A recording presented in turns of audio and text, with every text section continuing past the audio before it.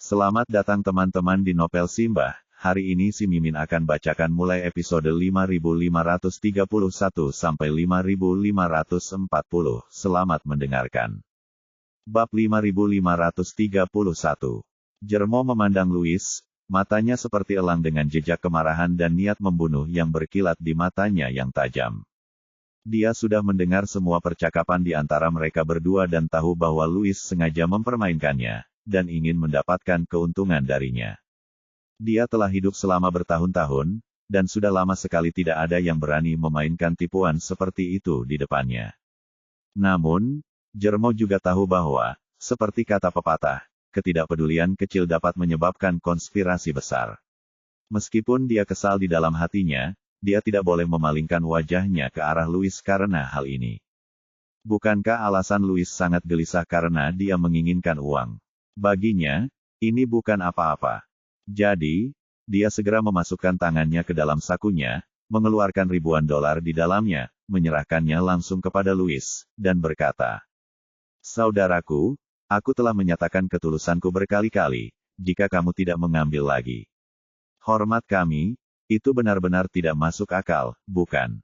Louis melihat ribuan dolar di depannya lagi. Jika dia serakah lagi saat ini jika lelaki tua itu berbalik dan menggugatnya di depan Ervin, mungkin Ervin akan menyetujuinya dan mengambil keuntungannya. Dulu dia tidak takut dengan Ervin, tapi beberapa waktu lalu Ervin mengikuti Orvel, dia takut Ervin masih berteman dengannya, jadi wajar saja dia tidak berani menyinggung perasaannya. Jadi, dia buru-buru mengambil uang di bawah komandonya, dan buru-buru meminta maaf sambil tersenyum.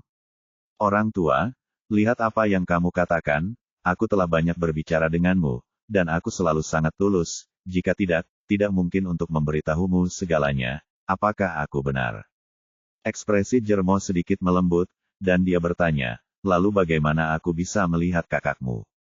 Louis berkata tanpa ragu, "Jika kamu seperti ini, keluar dan naik taksi dan suruh dia pergi ke Antique Street, Aurus Hill hanya memiliki satu jalan antik. Dia pasti akan menyeretmu ke tempat itu. Setelah kamu tiba di jalan antik, pergi ke kios tengah di dalam, dan temukan seorang pria bernama Ervin Sang, dia adalah kakak laki-lakiku." Erwin Sang. Jermo menggumamkan sesuatu di mulutnya, dan dia sepertinya orang yang sama dengan saudara laki-laki Ervin yang baru saja dia dengar, di mulut Louis. Dengan cara ini, terlihat bahwa anak ini tidak lagi mempermainkannya. Jadi, Jermo mengangguk, dan berkata, "Kalau begitu, saya akan pergi ke Antique Street untuk bertemu Tuan Sang. Saya sedang menunggu pengusaha Hong Kong di sini, jadi saya tidak bisa pergi dengan Anda, tolong jangan pedulikan." Jermo tidak repot-repot berbicara omong kosong dengannya, dan sekarang dia hanya ingin menemukan Ervin dengan cepat dan melihat berapa banyak trik yang masih ada di tangannya. Dan kemudian turunkan bersama dengan jari jimat giok di tangan anak itu di depannya. Ervin melaporkan situasinya kepada Charlie segera setelah dia menutup telepon Louis. Charlie yang menerima telepon sudah tiba di Chem Elises Hot Spring Hotel. Karena pemandian air panas Chem Elises tidak jauh dari Wan Liu Villa tempat kakek dan nenek tinggal. Charlie berencana untuk tinggal di sini sebanyak mungkin dalam periode waktu berikutnya untuk mencegah keadaan darurat. Dia meminta Ishak untuk mengatur helikopter penyelamat yang kuat untuk bersiaga di sini kapan saja. Begitu dibutuhkan, helikopter bisa langsung lepas landas dan tiba di Wan Liu Villa dalam 3 hingga 2 menit. Ketika Charlie mendengar Ervin mengatakan bahwa seseorang di bandara bersedia membayar 3 juta untuk penarik jari yang dibuatnya, dia ketakutan. Dia tahu bahwa orang yang dia tunggu ada di sini. Dia menduga bahwa orang-orang dari Warriors dan pasti akan datang ke Aurus Hill, tetapi dia tidak menyangka mereka akan datang secepat ini. Saat ini, Ervin bertanya kepada Charlie di telepon, "Tuan Wade, orang itu mungkin datang dari bandara ke Antique Street. Jika dia menemukan saya nanti, apakah ada yang perlu saya perhatikan?" Charlie berkata dengan ringan, "Jika dia menawarkan untuk membeli potongan kayu petir yang kuberikan padamu, bisa dibilang 5 juta. Jika dia menginginkannya, Anda bisa menjualnya kepadanya." Ervin dengan cepat bertanya, "Tuan Wade, orang ini yang Anda cari, bukan? Haruskah saya mengirim seseorang untuk mengawasinya?" "Tidak dibutuhkan." Charlie menginstruksikan, jual saja barangnya, dan jangan khawatir tentang hal lain. Bagi Ervin, Earl of Warriors dan memiliki kontak langsung, selama dia tidak terlihat oleh orang lain, pasti tidak akan ada bahaya. Karena semakin penting seseorang, semakin kecil kemungkinan dia menambahkan risiko tambahan pada tugas pentingnya. Jadi jika sang Earl hanya meminta Ervin untuk membeli petir, pasti tidak akan merugikan Ervin. Namun, jika Ervin ditemukan oleh pihak lain, itu akan menjadi masalah lain. Kemungkinan besar orang tersebut akan menggunakan Ervin sebagai titik terobosan untuk mengetahui siapa yang bermain untuknya. Untuk mencegah Ervin terlihat oleh pihak lain, Charlie memberinya petunjuk psikologis. Begitu seseorang bertanya kepadanya tentang asal-usul kayu sambaran petir, dia akan sangat yakin di dalam hatinya bahwa benda itu digali dari sebuah kuburan. Dengan cara ini, kontak Ervin dengan Earl of the Warriors dan bisa sangat alami. Charlie tiba-tiba memikirkan satu hal. Dia membuat Thunderbolt Talisman menjadi senjata sihir sekali pakai yang akan hancur setelah digunakan. Sehingga pihak lain akan berinisiatif menggunakan Thunderbolt Talisman untuk mengingatkan lokasinya setelah dia tiba di Aurus Hill. Bab 5532. Tapi, memikirkannya sekarang, Maria berkata bahwa dia mungkin dalam bahaya, yang berarti dia dan dia pasti akan bertengkar. Jika ini masalahnya, maka cara menangani seluruh masalah mungkin harus sedikit berubah. Adapun jimat petir yang disiapkan untuknya, lebih baik menyesuaikannya secara mendalam untuk klien yang datang dari jauh ini. Memikirkan hal ini, ia segera naik helikopter ke Hotel Shangri-La di kawasan perkotaan. Dan pada saat yang sama menelepon Ervin, memberitahunya, "Ervin, ambillah potongan kayu pemogokan petir yang kuberikan padamu untuk segera menemuiku di Shangri-La, lebih cepat kamu datang lebih baik." Ervin hanya berjarak 5 atau 6 menit dari Shangri-La dengan mobil listrik. Dan Charlie membutuhkan waktu yang hampir sama untuk terbang ke sana, tetapi setidaknya butuh 30 atau 40 menit bagi pihak lain untuk mencapai Antique Street dari bandara. Tapi sekarang, baru beberapa menit berlalu sejak dia menanyakan informasi Ervin, dan dia mungkin belum naik taksi, jadi dia masih punya cukup waktu. Segera, sebuah helikopter lepas landas dari Chem Elises Spa Hotel dan menuju Shangri-La dengan kecepatan tercepat. Saat Charlie tiba di Shangri-La, Ervin baru saja tiba. Setelah Charlie bertemu dengannya di kantor Isaac, dia bertanya kepadanya, "Apakah Anda membawa potongan kayu penangkal petir yang saya berikan?" Ervin berkata, "Tuan Wade, lihatlah." Charlie mengangguk dan memberitahunya, "Pergilah dan tunggu aku sebentar." "Oke," Ervin berkata tanpa berpikir, "Tuan Wade, hubungi saya kapanpun Anda membutuhkan sesuatu." Setelah selesai berbicara, dia dengan hormat mundur dari kantor. Charlie dengan cepat menggunakan energi spiritualnya untuk menyesuaikan formasi jimat petir. Beberapa menit kemudian, dia menelepon Ervin, menyerahkan jimat petir yang telah disesuaikan, menggunakan energi spiritual, dan memberitahunya. "Ambil kembali potongan kayu petir ini sekarang, jika pihak lain bertanya tentang detail perampokan makam, dan menanyakan apakah kamu memiliki produk lain selain potongan kayu petir ini.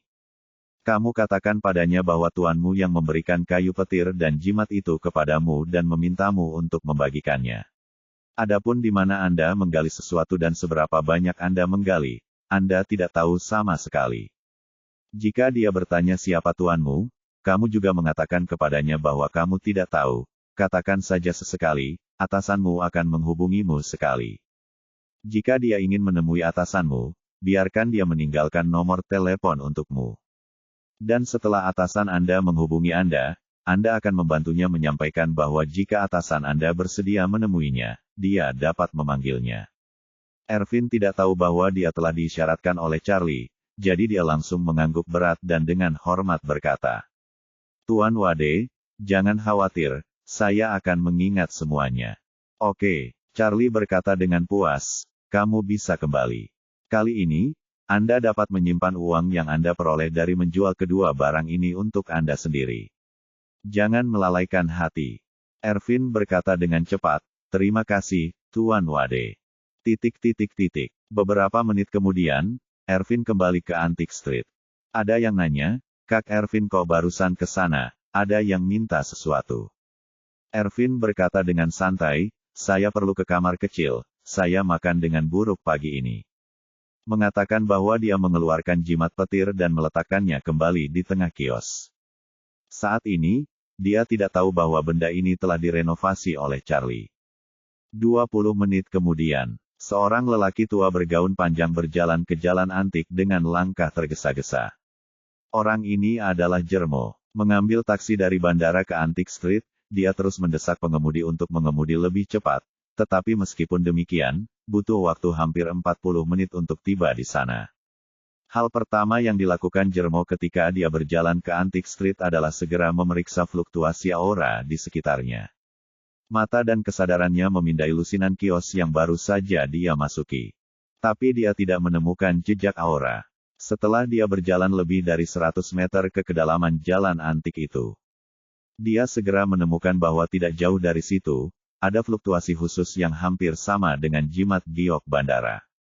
Matanya langsung beralih ke tempat yang bergelombang, dan dia melihat seorang pria parubaya dengan alis nakal dan 2 kumis berdiri di depan sebuah stan, memperkenalkan produk kepada seorang turis dengan fasih. Pria parubaya ini adalah Ervin. Segera, mata Jermo beralih dari Ervin dan mendarat di sebatang kayu sambaran petir di tengah bilik Ervin. Saat ini, Jermo sangat bersemangat, karena dia tahu bahwa kayu sambaran petir adalah senjata ajaib. Dia belum pernah melihat senjata ajaib di luar seumur hidupnya, dan dia menemukan 2 senjata ajaib secara berurutan sebelum dia datang ke Aorus Hill. Sepertinya dia sangat beruntung bisa datang ke Aorus Hill kali ini. Bab 5533. Jermo merasa seperti orang yang ingin memenangkan lotre selama 100 tahun tetapi tidak pernah menang sekalipun. Dan tiba-tiba memenangkan hadiah pertama 2 kali di pagi hari. Terus terang, itu setara dengan membeli tiket lotre seumur hidup. Bahkan tanpa memenangkan hadiah terakhir 5 yuan. Tapi pagi ini dia pertama kali memenangkan hadiah pertama bola warna ganda. Dan kemudian memenangkan hadiah pertama dalam lotre besar. Saat ini, pengalaman hidupnya selama 156 tahun tidak membuatnya ragu apakah ini bisa menjadi jebakan. Alasan mengapa tidak ada keraguan juga sangat sederhana. Karena tidak banyak hal seperti senjata ajaib. Dia telah bekerja dengan Tuhan selama bertahun-tahun. Dan Tuhan hanya memberinya senjata ajaib untuk membela diri. Dan senjata ajaib tidak diberikan kepadanya oleh Tuhan untuk disimpan selamanya. Begitu dia kembali, dia akan mengembalikannya kepada Tuhan untuk diamankan. Jadi, Tuhan tidak mau memberinya satu hal, siapa yang akan menipu dia dengan 2 hal. Jauh di lubuk hatinya, dia merasa tidak berharga sama sekali. Karena tidak diragukan lagi, hanya ekstasi yang tersisa di hati Jermo. Dia berjalan ke stan Ervin dengan tenang, dan bertanya padanya. Bos, apakah Anda Ervin Sang? Ervin mengangguk, dan berkata dengan santai. Ini aku, ada apa? Jermo tersenyum dan berkata, halo, aku baru saja bertemu dengan adik laki-lakimu di bandara. Dan kebetulan saya melihat kunci Inggris di tangannya. Jadi aku bertanya padanya secara khusus, dan datang untuk berbicara denganmu. Ervin memandang pria yang lebih tua itu dengan kewaspadaan. Jermo berkata, oh, kamu yang bersedia menerima 3 juta untuk penarik jari itu. Ervin bertanya dengan rasa ingin tahu, apakah kamu sangat menyukai barang antik? Jermo tanpa sadar berkata, ya, saya sangat menyukainya. Ervin mengerutkan kening dan bertanya, jika kamu sangat menyukainya, maka kamu harus lebih berpengetahuan. Cincin itu tidak bernilai 3 juta. Jika kakakku meminta 3 juta kepadamu, kamu bersedia membelinya. Saya pikir Anda dikirim dengan penyamaran untuk memperbaiki saya. Jermo tertegun sejenak. Dia telah berlatih di balik pintu tertutup selama ini. Dan dia tidak tahu banyak tentang harga pasar barang antik. Selain itu, dia belum pernah ke China selama 20 tahun. Dan tidak begitu mengerti harga di China. Tapi sejujurnya, harga yang diminta 3 juta yuan untuk jari manis dinasti King Giok. Dan kualitasnya biasa saja dan tampak sedikit keterlaluan baginya. Tapi untungnya, dia tidak kekurangan uang kecil ini. Dan dia sangat menginginkan senjata ajaib itu. Jadi dia terburu-buru untuk mendapatkannya, jadi dia tidak memikirkannya dengan hati-hati. Mendengar pertanyaan retoris Ervin sekarang, dia berhenti bertanya. Dan yang tidak dia duga adalah dia tidak meragukan Ervin. Tapi Ervin malah mencurigainya. Setelah berpikir sejenak, Jermo berkata dengan sedikit malu. Bos, Anda telah salah paham dengan saya. Saya orang Tionghoa perantauan yang kembali dari luar negeri untuk mengunjungi kerabat. Saya tidak bercanda, dan saya sangat menyukai cincin giok itu. Tidak masalah bagi saya jika harganya lebih tinggi atau lebih rendah. Ervin mendengus dan berkata sambil tersenyum, menurutku kamu tidak terlalu muda. Bagaimana kamu bisa membuka mulut untuk berbohong? Siapa yang akan percaya dengan apa yang kamu katakan? Tarik saja jarimu. Taruh di pasar antik, dan 30.000 yuan akan sama saja. Jika kamu benar-benar menyukainya, bisakah Anda memberi saya 50,000 yuan? Harga 3 juta yuan hanya untuk penyamaran sepertimu. Siapa yang tidak mengerti barang antik untuk membuka mulutnya dan setuju? Bab 5534. Ketika Jermo mendengar ini, dia tercengang. Dia tidak tahu bahwa ini adalah naskah terbaru yang diatur Charlie untuk Ervin. Jadi dia hanya bisa menjelaskan dengan pucat dan polos. Bos, aku benar-benar bukan orang yang menyamar. Berhenti berbicara. Ervin melambaikan tangannya dengan tidak sabar sambil melanjutkan. Sejujurnya, saya memintanya untuk mengutip 3 juta. Hanya untuk menggunakan harga ini untuk menemukan agen yang menyamar. Tapi siapapun yang benar-benar mengerti barang antik pasti akan memarahi kita di depan umum ketika mendengar kutipan ini. Saya akan sepenuhnya setuju, dan kemudian saya akan menggunakan kesempatan ini untuk mencari lebih banyak petunjuk. Berbicara tentang ini, Ervin berkata lagi, tapi izinkan saya memberitahu Anda, trik Anda tidak berguna bagi saya. Untuk sesaat, Jermo merasa bahwa dia benar-benar terdiam. Dia benar-benar tidak menyangka bahwa tawaran pihak lain sebesar 3 juta yuan pada awalnya dengan niat ini. Dikombinasikan dengan spekulasi Jermo sebelumnya. Dia percaya bahwa kelompok orang ini adalah geng yang berspesialisasi dalam merampok makam dan menjual barang antik curian, jadi dia semakin percaya pada kata-kata Ervin. Karena dia merasa geng kriminal semacam ini bisa bertahan selamanya.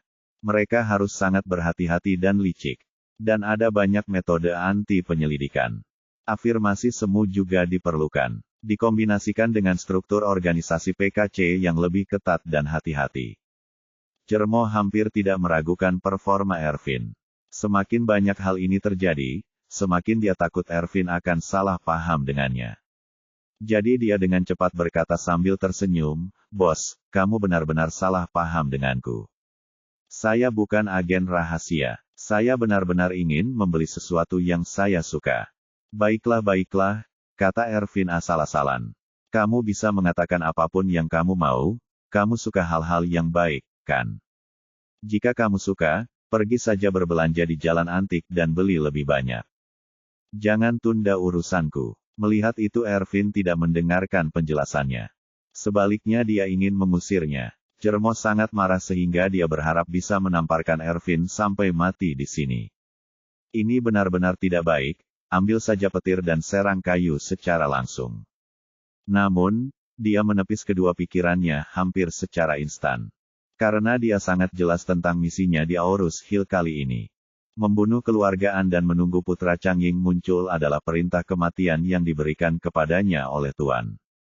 Saat dia datang ke Aorus Hill sendirian, dia seharusnya mulai menyelesaikan tugas tanpa henti. Tapi dia turun dari pesawat dan langsung pergi ke jalan antik. Jika ada masalah yang disebabkan oleh ini, jika itu sampai ke telinga Tuhan, dia tidak akan memiliki cara untuk membenarkannya. Oleh karena itu, Jermo hanya bisa menahan amarah di hatinya. Dan berkata kepada Ervin dengan nada yang hampir memohon, Kakak, kamu benar-benar salah paham denganku. Jika kamu tidak percaya padaku, berikan saja nomor rekening bankmu. Aku akan mentransfer 3 juta kepadamu secara langsung. Agen yang kamu sebutkan, seharusnya tidak menghabiskan 3 juta untuk membeli barang antikmu, kan? Lalu siapa yang tahu? Ervin melengkungkan bibirnya dan berkata, saya bukan petugas penegak hukum perikanan. Aku belum pernah bertemu sebelumnya. Apa gunanya kamu mengirimiku uang? Jika Anda benar-benar agen yang menyamar. Uang itu adalah dana misi, dan kamu tidak perlu membayarnya sendiri. Dan begitu saya mengumpulkan uang, saya akan dihukum karena menjual kembali barang antik secara ilegal. Pada saat itu, ketika lencana polisi Anda terpasang dan borgol Anda digunakan, saya akan ditangkap. Uang yang Anda kirimkan kepada saya akan diambil kembali. Saya tidak akan mendapatkan uang, dan saya akan bernyanyi di penjara. Menangis di balik jeruji besi. Itulah yang kamu coba lakukan padaku. Kenapa kamu tidak masuk? Jermo menginjak kakinya dengan cemas di tempat. Dia tidak pernah menyangka pria ini akan sangat berhati-hati, bahkan sedikit terlalu berhati-hati. Selain itu, tidak peduli apa yang dia katakan, dia tidak percaya. Dan dia tidak percaya ketika dia mengatakan ingin mengirim uang kepadanya. Ini sama sekali tidak memberinya kesempatan untuk menengahi.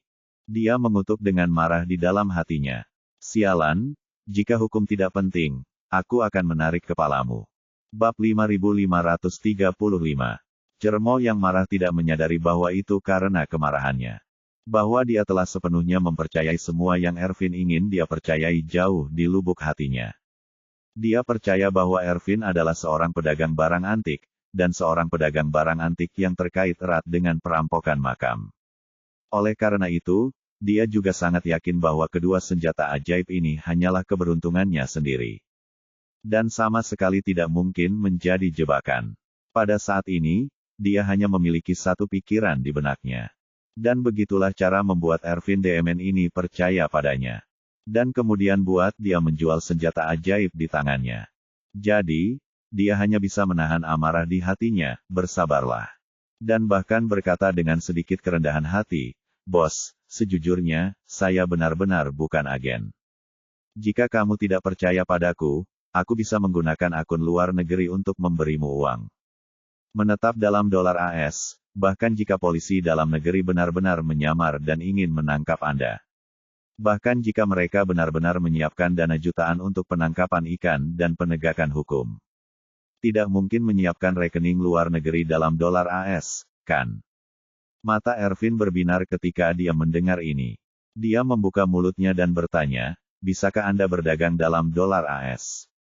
"Ya," Jermo berkata tanpa ragu. "Beri saya nomor kartu, dan saya akan segera mengirimkan uang." Dia berkata, "Tapi uangnya ada di rekeningmu. Anda harus menyelesaikan valuta asing sendiri untuk menukarnya menjadi RMB." Ervin memberinya tatapan kosong, "Siapa yang kamu pandang rendah?" Seolah-olah seseorang menyita dolar AS. "Dalam bisnis kami, apakah Anda sering berurusan dengan pembeli di luar negeri?"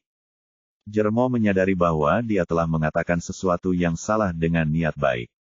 Untuk mencegah Ervin keberatan dengannya, dia segera meminta maaf. "Maaf, bos, saya terlalu banyak bicara, jangan pedulikan." Ervin masih berakting, dan menatap Jermo dengan sangat tidak senang. Dan berkata dengan nada tidak senang, "Sejujurnya, saya tidak suka mengobrol dengan orang Tionghoa perantauan seperti Anda yang telah kembali ke China. Kalian memandang rendah kami, seolah-olah saya belum pernah melihat apapun di dunia ini. Anda mengirim sejumlah dolar, saya tidak tahu bagaimana menyelesaikan pertukarannya." Ya, Jermo hanya bisa tersenyum meminta maaf, dan berkata, "Ini salahku, bisnismu begitu besar. Bagaimana mungkin kamu tidak tahu tentang penyelesaian dolar?" Saat dia berkata, Jermo dengan cepat mengubah topik pembicaraan dan berkata, "Bos, kenapa kamu tidak memberiku nomor kartu bankmu, dan aku akan mentransfer uangnya kepadamu sekarang?" Ervin mengangguk dan mengingatkan, "Dolar AS, menurut 1-6. Kamu bisa langsung mentransfernya kepadaku. 500.000 sudah cukup." Jermo tahu bahwa nilai tukar pasti salah. Dan Ervin telah menghasilkan ratusan ribu lebih. Namun ia tak ambil pusing untuk mempedulikannya sekarang. Ervin bersedia menerima tawarannya. Baginya, itu sudah cukup membuatnya bersemangat. Jadi, dia segera mengeluarkan ponselnya dan berkata, "Bos, beri saya nomor kartu Anda, dan saya akan segera mentransfer uangnya kepada Anda." Ervin mengeluarkan ponselnya dan memberikan informasi kartu banknya kepada Jermo. Tidak lama kemudian, Jermo mentransfer 500,000 dolar AS ke Ervin dengan kartu bank Swiss. Setelah Ervin memastikan uang sudah sampai, dia segera memasang wajah tersenyum, dan berkata dengan riang. Uang telah diterima. Dari sudut pandang ini, kamu memang bukan agen rahasia. Bab 5536. Jermo menghela nafas lega, dan bahkan tanpa sadar merasa sedikit dirugikan, dan berkata tanpa daya. Sudah kubilang lama sekali, aku sudah sangat tua. Bagaimana mungkin itu agen yang menyamar? Ervin mengangguk, tersenyum, dan berkata, aku baru saja menyalahkanmu, maafkan aku. Tapi Anda juga tahu bahwa dalam bisnis kami, kehati-hatian menyelamatkan kapal. Orang-orang bodoh yang hanya ingin menghasilkan uang sepanjang hari. Dan berani menjual siapapun yang membeli barang dari mereka, setelah bekerja selama 1,5 tahun. Mereka pada dasarnya masuk. Lihat aku. Saya telah berada di lingkaran antik selama lebih dari 20 tahun. Dan saya tidak pernah terbalik. Itu semua tergantung pada kehati-hatian. Jermo menggema sambil tersenyum, kamu benar, selalu benar untuk berhati-hati. Saat dia berbicara, dia tidak sabar untuk bertanya, bos. Aku sudah membayarmu uangnya, jadi kapan kamu bisa memberiku kunci Inggris? Tunggu sebentar, Ervin berkata dengan santai, saya meminta orang-orang saya untuk menunggu pengusaha Hong Kong di bandara. Pengusaha Hong Kong berhati-hati dan tidak pernah menelepon atau mengirim pesan. Apalagi dengan penerbangan mana dia datang ke kota. Orang baru akan mengungkapkan identitasnya setelah bertemu dan menyentuh kode dan token tersebut. Jadi bisa kapan saja, dan orang-orang saya harus menunggu di sana. Ervin tidak berani membiarkan Louis datang. Karena Louis datang dan mengatakan sesuatu yang bodoh, semua usaha sebelumnya akan sia-sia. Jadi, Ervin memikirkannya, dan berkata, baiklah. Aku akan membiarkan dia menemukan seorang pesuruh di sekelilingnya, dan membawakanmu cincin jimat. Bagaimana kamu bisa membiarkan orang lain menanganinya dengan santai? Jika orang Anda tidak nyaman untuk datang. Kalau begitu aku akan menemuinya untuk mengambilnya sendiri. Anda bisa saja memberitahunya. Ervin melambaikan tangannya dan berkata, tidak, para pesuruh tidak mengetahui hal ini. Ada apa? Dan mereka mengendarai sepeda motor, yang lebih cepat daripada mengemudi, dan mereka akan tiba dalam waktu setengah jam. Jermo melihat bahwa dia begitu percaya diri dengan apa yang dia katakan.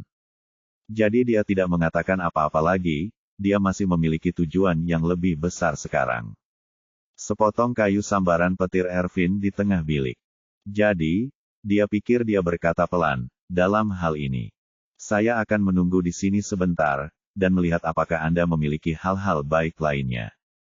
Oke, Jermo berkata, dan pura-pura melirik Stan. Kemudian menunjuk ke potongan kayu petir, dan bertanya, bos, bagaimana cara menjual kayu petir ini? Ervin berkata tanpa ragu, 5 juta. Jermo tidak peduli dengan harganya, tetapi bertanya, bisakah saya melihatnya? Ervin mengangguk, terserah. Dia mengambil potongan kayu di tangannya dan mengirimkan energi spiritual. Segera menyadari bahwa ada formasi serangan di dalamnya. Alasan mengapa dia bisa mengenalinya sebagai formasi serangan adalah karena formasi ini memiliki banyak kesamaan dengan formasi serangan pada pedang kayu yang diberikan Tuhan kepadanya. Jadi itu harus jenis formasi yang sama. Agar tidak memicu formasi serangan, dia segera mengambil kembali semua energi spiritualnya. Pada saat ini, dia bahkan lebih bersemangat.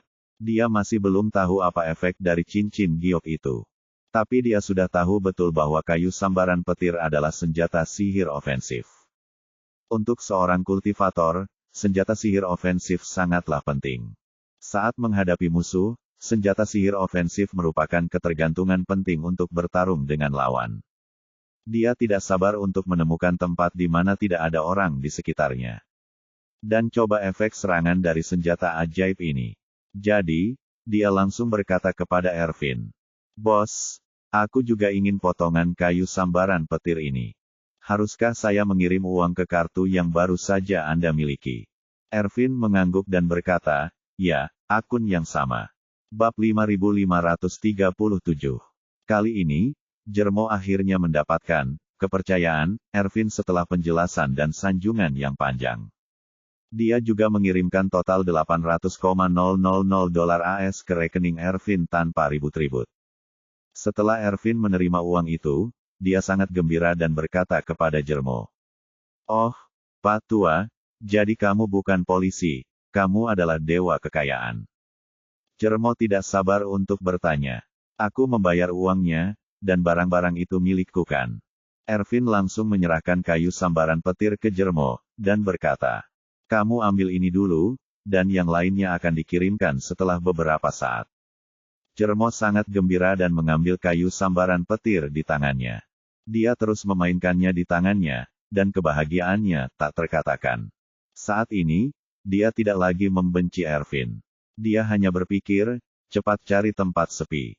Dan coba lihat kekuatan apa yang dimiliki senjata ajaib yang terbuat dari kayu sambaran petir ini. Menunggu tugas mengantarkan barang, Jermo mau tidak mau bertanya kepada Ervin. "Ngomong-ngomong, bos, apakah Anda memiliki produk serupa di sini? Jika demikian, bisakah kamu mengeluarkannya untukku? Tunjukkan semuanya, aku ingin melihatnya apakah itu cocok untukmu." Ervin menggelengkan kepalanya, dan menurut instruksi Charlie, dia berkata, "Jari batu giok dan kayu sambaran petir semuanya diberikan kepadaku oleh atasanku. Dan meminta saya untuk mendistribusikannya atas namanya. Hanya 2 barang ini yang telah dikirimkan kepadaku sekarang." Jermo melihat sekeliling dan tidak melihat siapapun di sekitar, jadi dia merendahkan suaranya dan berkata, "Saudaraku, saya pikir apa yang Anda jual adalah semua barang antik yang baru saja digali dari makam. Karena kamu telah menopang pot, seharusnya tidak mungkin hanya ada 2 barang antik ini di dalam makam, kan?" Ervin berkata dengan serius, "Pak, sejujurnya, memang ada pot. Tapi saya hanya bertugas menjualnya. Jangan lihat aku dengan hati-hati, keluargaku lebih berhati-hati daripada aku. Saya tidak tahu di mana dia memasak panci terlalu lama dan di mana dia menuangkan beberapa harta. Dia hanya memberi saya 2 potong dan meminta saya menemukan cara untuk menjualnya. Jika saya menjual 2 item ini, dia akan dapat memberi saya item baru." Jermo berkata dengan penuh semangat, "Dengan cara ini, kamu harus tetap memiliki barangnya." Saat dia mengatakan itu, dia buru-buru berkata lagi, "Saudaraku, ada hal lain yang ingin kutanyakan padamu." Ervin berkata dengan santai, "Katakan saja padaku jika ada yang ingin kau katakan." Jermo berkata, "Bisakah Anda membantu saya memperkenalkan atasan Anda? Aku ingin membeli sesuatu darinya." "Maaf saya tidak bisa melakukan itu," kata Ervin dengan serius. "Keluarga saya sangat mementingkan keselamatan pribadi. Dan dia tidak akan bertemu dengan saya kecuali diperlukan, dan dia tidak akan berbicara atau menghubungi saya. Dan metode kontak di antara kami juga satu arah, dia bisa menemukanku jika dia memiliki sesuatu. Tapi aku tidak bisa menemukannya jika aku punya sesuatu." Lalu, Ervin berkata lagi, "Nah, kalau kamu memang mau, kasih saja nomor kamu. Aku akan meninggalkan informasi kontak itu. Setelah saya mentransfer pembayaran ke atasan. Jika mereka masih memiliki barang serupa, mereka pasti akan mengirimkannya lagi kepada saya. Setelah saya mendapatkan barang, saya akan menghubungi Anda sesegera mungkin." Jermo ragu sejenak tapi akhirnya memutuskan untuk tidak mengungkapkan informasi kontaknya. Ponsel saat ini memiliki tingkat penyembunyian yang sangat rendah karena mereka perlu terhubung ke stasiun pangkalan untuk mendapatkan layanan komunikasi. Selama pihak lain mengetahui nomor teleponnya, pihak lain dapat mengunci lokasinya sesuai dengan stasiun pangkalan yang terhubung ke nomor telepon. Dan akurasinya bahkan bisa dikurangi hingga 100 meter. Alasan mengapa Jermo mengetahui hal ini adalah agar orang tua seperti dia, yang telah hidup lebih dari 100 tahun untuk mengikuti perkembangan zaman. Tuhan pernah secara khusus mempopulerkan status perkembangan teknologi modern kepada mereka. Dan juga secara khusus mengajari mereka status perkembangan teknologi modern. Pentingnya keamanan informasi pribadi telah ditanamkan pada mereka. Oleh karena itu, meski Jermo tidak meragukan Ervin, dia masih tidak mau memberitahu informasi kontaknya kepada orang asing. Jadi, dia berkata, "Yah, bos, bagaimanapun juga, Anda telah berkecimpung di industri barang antik selama bertahun-tahun. Dan Anda bisa membedakan yang baik dari yang buruk dalam sekejap. Jika Anda benar-benar melihat hal yang baik, simpan dan gantung di sini. Besok dan lusa jika saya punya waktu, saya akan datang lagi. Bab 5538. Ervin melihat bahwa dia bertindak ekstra hati-hati. Jadi dia tahu bahwa masalah ini tidak boleh dipaksakan, apalagi terburu-buru. Jadi dia menepuk dadanya dan berkata, bagaimana dengan itu? Orang tua, datang dan lihatlah besok pagi. Jermo datang dan dengan sengaja merendahkan suaranya dan berkata, Bos, bagaimana dengan ini? Saya akan membayar Anda 200,000 dolar AS di muka. Dan jika ada yang baru, kamu bisa membantuku memperhatikan dulu. Jangan dipajang, agar tidak didahului oleh orang lain. Setelah itu, akan lebih baik jika saya menyukainya, tetapi jika saya tidak menyukainya, kamu bisa terus menjualnya ke orang lain, bagaimana menurutmu? Ervin berpikir sejenak, lalu mengangguk setuju sambil berkata, Oke, karena kamu terus terang, maka aku tidak akan meninggalkan tinta, dan aku akan melakukan apa yang kamu katakan. Sangat gembira, Jermo mengangkat teleponnya lagi dan mengirimkan 200,000 dolar AS lagi ke rekening Bank Ervin. Sebelum dan sesudahnya, Jermo menghabiskan total 1,5 juta dolar AS. Tapi dia tidak merasa tertekan sama sekali. Sebaliknya, dia masih merasa senang bahwa dia telah mendapatkan kebocoran besar. Jadi melihat Ervin sekarang, dia tidak memiliki energi yang mengganggu seperti sebelumnya. Setengah jam kemudian, seorang pengendara mengantarkan jari giok itu ke Ervin. Setelah dia menandatanganinya, dia menyerahkan jari giok itu ke Jermo dan bertanya. Lihat jari ini, itu yang kamu lihat di bandara, kan? Jermo bisa dengan jelas merasakan aura dan formasi yang terkandung di jari gioknya. Jadi dia bisa yakin bahwa ini adalah jari giok yang dia inginkan. Jermo segera mengarahkan batu giok itu ke tangannya. Dan dimulai dengan 2 artefak magis. Bersemangat, dia berkata kepada Ervin dengan bersemangat, Bos. Jika ada sesuatu yang baru, ingatlah untuk menyimpannya untukku. Jangan khawatir. Ervin menepuk dada dan berjanji. Akan ada hal-hal baru di masa depan, dan saya tidak akan menunjukkan kepada siapapun sampai Anda belum melihatnya. Jermo berkata sambil tersenyum, Oke kalau begitu, terima kasih sebelumnya. Sama-sama, kata Ervin dengan santai. Jika Anda membutuhkan sesuatu tentang kaligrafi dan lukisan antik, datanglah ke Antique Street untuk menemukanku kapan saja. Oke, pikiran Jermo saat ini telah sepenuhnya diambil oleh 2 artefak magis. Sekarang keinginan terbesarnya adalah segera menemukan tempat sepi dan mencoba 2 senjata ajaib ini. Jadi, dia berkata kepada Ervin, Bos, karena memang begitu. Kalau begitu aku tidak akan mengganggu urusanmu. Saya akan kembali besok pagi jika saya punya waktu. Oke, Ervin berkata sambil tersenyum, orang tua, kalau begitu kamu hati-hati dan aku tidak akan mengantarmu. Jangan khawatir. Jermo melambaikan tangannya, berbalik dengan tidak sabar. Dan menjauh dari Antique Street. Begitu dia keluar dari Antique Street, Jermo mengulurkan tangan untuk memanggil taksi. Masuk ke dalam mobil dan berkata kepada pengemudi.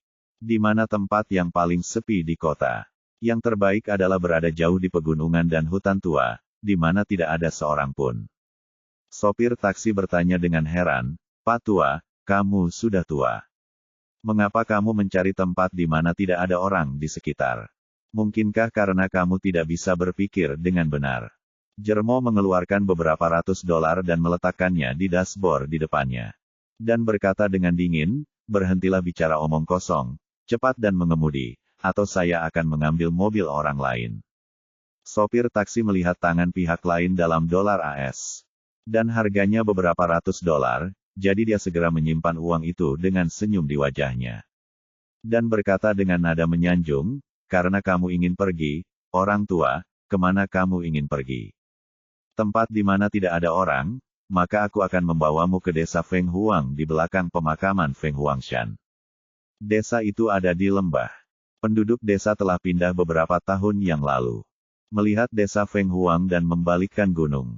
Tidak ada jalan di gunung di belakang, apalagi orang. Jermo berseru tanpa berpikir, oke. Ayo pergi ke sana. Bab 5539. Saat Jermo sedang menuju ke Gunung Feng Huang, Charlie sudah menerima SMS dari Ervin. Dalam pesan tersebut, Ervin hanya menuliskan kalimat bahwa toko baru akan dibuka bulan depan. Ketika Charlie melihatnya, dia langsung membalas dengan perkataan yang baik. Ini adalah kode rahasia yang dia setujui dengan Ervin. Pembukaan toko baru berarti ada makam baru yang akan dirampok dalam bahasa gaul lingkaran perampokan makam. Berdasarkan kesepakatan kedua orang tersebut, setelah Thunderbolt terjual, dia akan mengirimkan kode ini ke Charlie. Alasan mengapa kode rahasia semacam itu dibuat juga demi kehati-hatian. Jika seseorang dengan hati benar-benar melihatnya, mereka akan mengira itu adalah operasi baru yang direncanakan antara dua perampok makam. Dan tidak akan mengaitkannya dengan hal lain. Ketika Charlie menerima kabar tersebut, dia mengetahui bahwa Thunderbolt Order telah terjual. Jadi dia segera menelepon Isaac.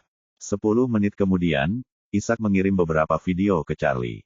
Video-video ini adalah video pengawasan ruang kedatangan bandara dan dekat stan Ervin di Antique Street. Dalam video pengawasan tersebut, Charlie melihat Jermo untuk pertama kalinya. Bayangan seorang pria tua yang tinggi, kurus, dan tangguh di usia 60-an terlihat sangat enak dipandang. Jika orang seperti itu ditempatkan di keramaian, sangat sulit bagi orang untuk mengasosiasikannya dengan kata berbahaya.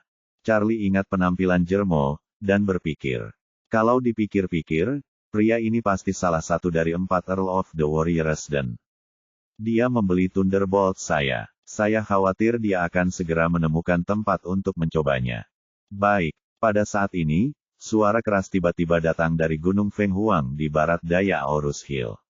Di langit, petir menyambar tepat di lembah Gunung Feng Huang. Ledakan besar guntur mengejutkan seluruh penduduk Aorus Hill City. Gema bergema di Aorus Hill beberapa kali sebelum menghilang secara bertahap. Saat ini, di langit di daerah pegunungan barat daya Aorus Hill, awan gelap menyelimuti langit seolah-olah hujan deras akan datang. Departemen Meteorologi bahkan segera mengeluarkan peringatan badai petir dan peringatan hujan badai. Dikatakan bahwa itu disebabkan oleh cuaca konvektif yang kuat. Dan kemungkinan hujan es tidak bisa dikesampingkan. Semua orang berpikir bahwa badai akan datang. Tapi hanya Charlie yang tahu bahwa ledakan guntur tadi sebenarnya adalah efek dari urutan badai. Dengan ekspresi serius, dia bergumam. Tampaknya Earl of the Warriors dan sudah mencoba Thunderbolt. Saat ini, Gunung Feng Huang, di pinggiran barat daya, melihat lubang selebar 5 meter dan sedalam 3 meter di depannya dengan kaki yang lemah. Jermo terkejut, kaget, dan senang. Setengah menit yang lalu, di lembah, dia memilih sebuah batu besar sebagai target eksperimennya. Dan mengaktifkan energi roh untuk mengaktifkan formasi di Thunderbolt. Bermaksud untuk mencoba kekuatan senjata ajaib yang terbuat dari potongan kayu penangkal petir ini. Tapi yang tidak dia duga adalah begitu formasi ini beroperasi, itu akan seperti tornado yang berputar dengan liar. Dia telah mencurahkan banyak energi spiritual, tetapi dia tidak dapat menyelesaikan operasi dan melemparkannya. Dalam keputusasaan, dia terus meningkatkan aliran aura. Sampai sepertiga dari aura di tubuhnya diresapi. Dan kemudian operasi formasi dianggap selesai. Saat dia dengan senang hati menunggu efek dari formasi, awan gelap tiba-tiba berkumpul di langit dengan kecepatan yang sangat cepat. Meliputi beberapa bukit di dekat Gunung Feng Huang. Segera setelah itu, awan yang melihat kilat yang setidaknya setebal ember menghantam tepat di depan matanya. Guntur yang jatuh ke tanah mengejutkan gendang telinganya dengan rasa sakit yang luar biasa. Dan batu itu sudah berubah menjadi debu. Bab 5540. Petir yang dipanggil oleh Thunderbolt tidak hanya menghancurkan batu itu, tapi juga membuat lubang besar di tanah di bawah batu. Kekuatan yang sangat besar dan hampir menakutkan ini membuat Jermo sangat bersemangat hingga dia hampir berteriak ke langit. Dia tidak pernah bermimpi bahwa Lightning Strike Wood ternyata adalah artefak yang bisa memanggil guntur surgawi. Apalagi kekuatan guntur ini sebanding dengan peluru artileri berat. Sebagai perbandingan, pedang kayu yang diberikan kepadanya oleh Tuhan jauh lebih lemah. Jermo yang sangat bersemangat berdiri di tepi lubang yang dalam. Melihat kayu tebasan utuh dan bergumam pada dirinya sendiri. Kekuatan kayu sambaran petir ini benar-benar menakutkan. Dengan itu, biarpun aku menghadapi lawan yang lebih kuat dariku di masa depan. Bukan tidak mungkin untuk bertarung. Sepertinya aku sangat beruntung bisa datang ke Aorus Hill kali ini. Memikirkan hal ini, Jermo mengeluh lagi. Hanya saja benda ini menghabiskan banyak energi spiritual. Hanya perlu 3 kali untuk melemparkannya sekali. 1/10 dari energi spiritual, sepertinya tidak akan mudah digunakan di masa depan. Dan energi spiritual yang hilang tadi hanya dapat diisi kembali setelah tugas selesai. Dan aku akan memohon kepada Tuhan untuk memberiku obat. Setelah itu, dia merasa sedikit enggan untuk meletakkannya dengan hati-hati di dekat tubuhnya. Dan mau tidak mau menghela nafas, perasaan memanggil Guntur tadi benar-benar mengasyikkan. Sepertinya aku telah menyatu dengan langit dan bumi. Hanya saja semuanya terjadi terlalu cepat, dan kejadian itu terjadi secara tiba-tiba. Saya tidak memberi diri saya cukup waktu untuk mengalaminya secara perlahan, alangkah baiknya jika saya bisa melakukannya lagi. Memikirkan hal ini, dia mau tidak mau merogoh bajunya lagi. Memegang Thunderbolt di telapak tangannya lagi. Tapi setelah ragu sejenak, dia melepaskan tangannya lagi, mengeluarkannya dari pakaiannya, dan bergumam. Tidak, benda ini menghabiskan terlalu banyak energi spiritual. Jika itu terjadi lagi, kekuatannya akan menurun terlalu banyak dalam waktu singkat. Saya khawatir akan sulit untuk menyelesaikan tugas, jadi bersabarlah. Jermo tidak tahu bahwa alasan mengapa energi spiritual dalam jumlah besar diperlukan untuk melontarkan Thunderbolt adalah karena niat Charlie. Jadi, dia mengeluarkan kunci giok, dan berpikir, apa efek dari kunci pas ini? Sepertinya formasi yang dipicu secara pasif. Mungkinkah itu jimat? Jika demikian, hal ini tidak boleh dicoba dengan gegabah. Kalau tidak, jika efeknya hilang, bukankah itu akan menjadi kerugian besar? Setelah memikirkan hal ini, dia juga mendekatkan jarinya, dan berkata dengan penuh semangat. Bukit Aorus, ibu kota kuno dari 6 dinasti. Benar-benar tidak mendapatkan namanya dengan sia-sia. Baru saja, di hari pertama. Aku punya 2. Jika aku menunggu beberapa hari lagi untuk mendapatkan senjata ajaib, mungkin akan ada panen lainnya. Segera, Jermo memutuskan bahwa selama beberapa hari berikutnya, dia tidak akan melakukan apapun pada keluargaan untuk saat ini. Dan akan pergi ke Antique Street untuk mencari Ervin besok. Untuk melihat apakah dia bisa menyentuh atasannya, dan mencoba mendapatkan beberapa senjata ajaib. Pada waktu bersamaan, Charlie masih melihat awan gelap di atas Gunung Feng Huang di barat, ragu-ragu di dalam hatinya. Apa yang dia perjuangkan adalah apakah dia harus naik helikopter secara langsung dan bergegas ke Gunung Feng Huang untuk menemuinya sebentar. Jika dia bergegas sekarang, dia mungkin masih bisa menemukan Earl of the Warriors dan di Gunung Feng Huang. Bagaimanapun, dia sekarang tahu seperti apa tampangnya, jika dia bisa menemukannya di pegunungan. Dia akan melawannya secara langsung, dan yang terbaik adalah membunuhnya secara langsung. Namun, Charlie dengan cepat menolak ide ini. Jika dia bergegas sekarang, masih belum diketahui apakah dia akan dapat menemukan pihak lain. Bahkan jika dia ditemukan, mungkin tidak nyaman baginya untuk memulai perkelahian dengannya. Lagi pula, saat ini siang bolong, dan jika keduanya benar-benar bertarung dan tidak bisa memberitahu pemenangnya untuk sementara waktu, kemungkinan akan menarik perhatian dunia luar. Jika dia mengekspos penguasaan energi spiritualnya, itu dapat menyebabkan guncangan di seluruh masyarakat. Oleh karena itu, Charlie ragu sejenak, dan melepaskan gagasan untuk segera pergi ke Gunung Feng Huang. Adapun cara menghadapi orang ini, masih butuh rencana jangka panjang. Namun, karena lawan telah mendapatkan Thunderbolt, peluang Charlie untuk membunuh lawan di masa depan sedikit lebih tinggi.